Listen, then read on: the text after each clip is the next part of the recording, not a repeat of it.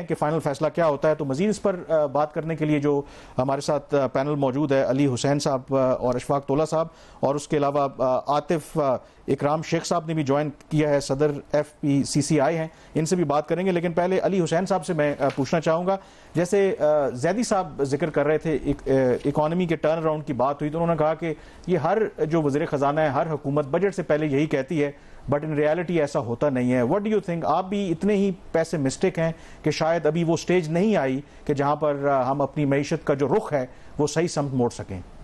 دیکھیں جی، یہ پیسمزم سے اس کا کوئی تعلق نہیں. یہ ایک کلیئر ڈائگنوسس ہے کہ ہمارا مسئلہ کیا اور اس کو ہم نے ٹھیک کس طرح کرنا ہے. اگر آپ ہسٹری دیکھیں تو ہماری جب بجٹ جس وقت اناؤنس ہوتے ہیں، جو آج کے دن اسپیچ ہوگی، اس کے بعد اس کے اندر چینجز ہو رہی ہوتی ہیں، لیکن ہمارا بجٹ جو ہے وہ اب بہت حد تک کنسٹرینڈ ہے ہماری ڈیٹ سروسنگ کی ریکوائرمنٹس کی وجہ سے، اور اس کے علاوہ جو ہمارے جو نان ڈسکریشنری ہمارے ایکسپنسز ہیں، یعنی جو ہماری سیلریز ہیں، جو ہمارے فکس ایکسپینڈیچرز ہیں، ان سے ہمارے پاس یہ کئی سالوں سے ایک چیز چل رہی ہے، تقریباً 20 سال سے ہم ایک ڈیٹ کرائسس کے اندر چل رہے ہیں. ہماری اکانومی کو بہتر کرنے کے لیے 3-4 بڑی چیزیں جس کے اوپر ہم نے کام کرنا ہے، لیکن وہ ایک ایسی سیاسی کمٹمنٹ چاہتی ہے کہ جو ابھی تک نمایاں نہیں ہوئی. ابھی یہ جو بجٹ کے لیول کے اوپر جو ایک بات ہو رہی تھی کہ جی فائنانس منسٹر جو ہیں وہ ایک ٹیکنوکریٹ ہیں. فائنانس منسٹر کا کام ہوتا ہے صرف ایک ود ان جو اسٹرکچرل انوائرمنٹ ہے اس کے اندر وہ ایک آپ کہہ لیں 19-20 کی چینجز کر سکتے ہیں، کچھ چیزیں وہ پش کر سکتے ہیں، لیکن جو انسٹیٹیوشنل اسٹرکچر ہے، جو ہماری پروڈکٹیوٹی کا، جو ہماری انڈسٹریز کا اسٹرکچر ہے، اس کے اندر رہ کر پاکستان اس وقت کنسٹرینڈ ہے، 2-3% سے زیادہ گرو نہیں کر سکتا. اس کی ایک وجہ یہ ہے کہ ہمارا ایکسٹرنل سیکٹر بہت بری طرح بگاڑ میں آیا ہوا ہے. دوسری اس کی بہت بڑی وجہ یہ ہے کہ پچھلے کوئی 30-40 سالوں سے تقریباً 1990 آنورڈز پاکستان کا جو سیونگز اور انویسٹمنٹ ریٹ ہے وہ پورے ایشیا کا لوئسٹ ہے، اور بائی اے بگ مارجن. مطلب سری لنکا اور نیپال کا جو ہے وہ 20% انویسٹمنٹ ریٹ ہے اور ہمارا 13% ہے. یہ سب سہارن افریقہ سے بھی کم ہے. اور اس کی سب سے بڑی وجہ، جہاں میں زیدی صاحب اب چلے گئے ان سے جہاں اختلاف کرتا ہوں، کہ یہ کراؤڈ آؤٹ ہے. پبلک جب ایک فسکل ڈیفیسٹ میں جب گورنمنٹ رہتی ہے، اس کو ہم پبلک ڈس سیونگ کہتے ہیں، اور وہ نیشنل سیونگز کے اندر انکلوڈ ہوتا ہے، تو وہ آپ کی انویسٹمنٹ ریٹس کو نیچے لے کر آتا ہے. کراؤڈ ان کا بالکل ایک ایلیمنٹ ہوتا ہے. جب آپ انفراسٹرکچر وغیرہ کے اندر انویسٹمنٹس کرتے ہیں تو اس سے پروڈکٹیوٹی بہتر ہوتی ہے. لیکن ہمارے جو 2-3 جو بڑی چیزیں کرنے والی ہیں اس میں سب سے بڑی ہے. اشفاق طولہ صاحب کو ہم جوائن کرواتے ہیں ڈسکشن میں. طولہ صاحب، ابھی علی بات کر رہے تھے کہ فائنانس منسٹر کے پاس جو سپیس ہوتی ہے کس حد تک وہ چیزوں کو پش کر سکتے ہیں. اب محمد اورنگزیب صاحب کا یہ دوسرا بجٹ ہے، تو اگر آپ ان کی پچھلے 1 سال کی کارکردگی دیکھیں، آپ کیسا دیکھتے ہیں ان کی پرفارمنس کو، خاص طور پر ٹیکسیشن کے فرنٹ کے اوپر، اور جو اسٹیٹ اونڈ انٹرپرائزز تھیں جس کی کابینہ کی کمیٹی کے وہ سربراہ بھی ہیں، اس فرنٹ کے اوپر SOEs ریفارمز، ٹیکسیشن ریفارمز، آپ سمجھتے ہیں کہ فائنانس منسٹر پچھلے 1 سال میں اس میں کچھ کامیابی حاصل کر سکے ہیں یا نہیں؟ بسم اللہ الرحمن الرحیم. تھینک یو رانا صاحب. رانا صاحب، ایکچولی فائنانس منسٹر پوری ایک ٹیم کو لیڈ تو کر رہا ہوتا ہے، بٹ آپ کو بھی پتہ ہے اسپیس اس کے پاس نہیں ہوتی ہے.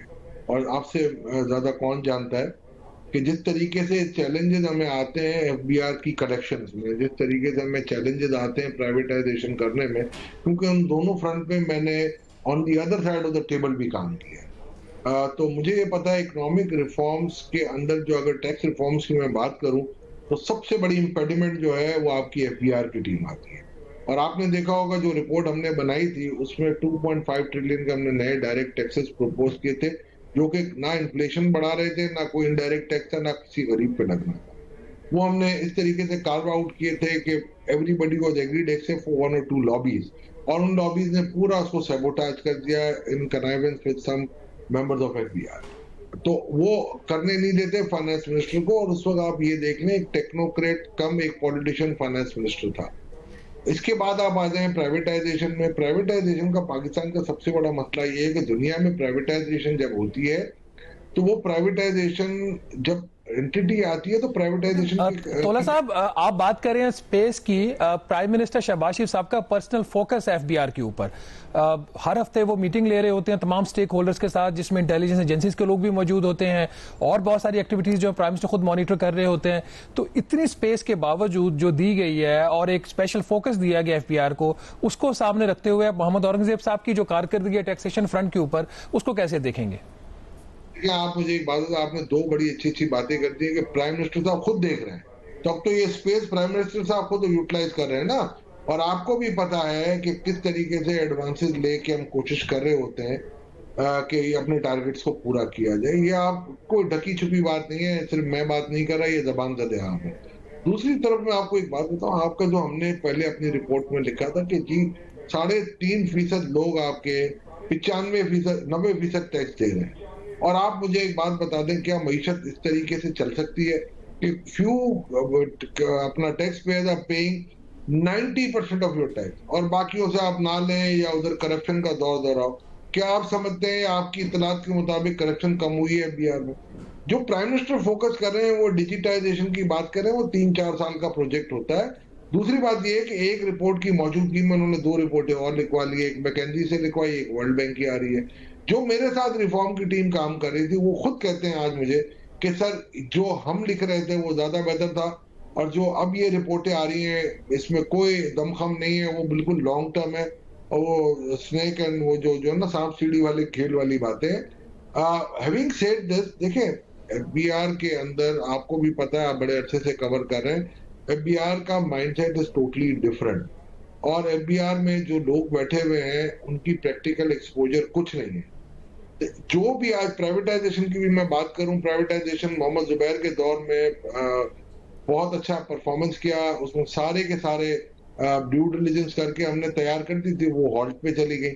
आज तक उनमें से कोई अच्छा खैर तोला साहब, वो उस वक्त की जो प्राइवेटाइजेशन थी वो प्राइवेटाइजेशन तो नहीं कह सकते ना।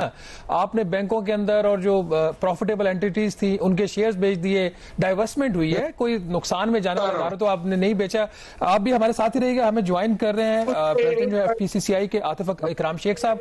शेख साहब, आप बजट को कैसे देखते हैं? आपकी एक्सपेक्टेशंस क्या है? अभी से 2 घंटे के बाद फाइनेंस मिनिस्टर अपनी स्पीच करने जा रहे हैं, आप समझते हैं कि हालात बेहतर होंगे या जो चल रहा है वैसे ही चलता रहेगा? बिस्मिल्लाहिर्रहमानिर्रहीम। इस सिलसिले में हमारी फाइनेंस मिनिस्टर साहब, प्राइम मिनिस्टर एंड लाइक जो हारून अख्तर साहब हैं, अक्सर एक ग्रुप सा बना हुआ है, कमेटी, उसमें हमारी अक्सर डिस्कशन रहती है। तोला साहब नोज वेरी वेल। तो जो हमारी एक्सपेक्टेशंस थी, जो हमें ब्रीफिंग मिली थी, जो आज मैं जो देख रहा हूँ कि लास्ट ईयर से 11,800 अगर टारगेट था तो इस दफा 2500 बढ़ा के किया है उन्होंने, 14,300। तो इसका इम्पैक्ट तो कहीं ना कहीं आएगा अवाम पे, एक आम आदमी पे। हम ये चाह रहे थे कि एक मुल्क एक अच्छी तरफ जा रहा है, इकोनॉमी बेहतर हो रही है, इन्फ्लेशन आपकी 4.5% हो गई है, इंटरेस्ट रेट अभी ज्यादा है, वो भी ग्रेजुअली कम होगा, ये हमारा लास्ट प्रोग्राम है। अच्छा, हमें कहते हैं कि एक्सपोर्ट करें, एक्सपोर्ट करें। एक्सपोर्ट पे हम जाते हैं तो एनर्जी के इश्यूज हैं, हमें बहुत सारे मसाइल हैं जो हमने पूरे पाकिस्तान की रिप्रेजेंटेशन इनको दी थी। मैंने खुद एफबीआर में भी दी है, फाइनेंस मिनिस्टर साहब को भी दी है, बट जो आज का जो इम्प्रेशन है अभी तो क्लियर पिक्चर नहीं है, पर वो कोई ये लग रहा है कि कोई हैवी टैक्सेस वाला बजट होगा।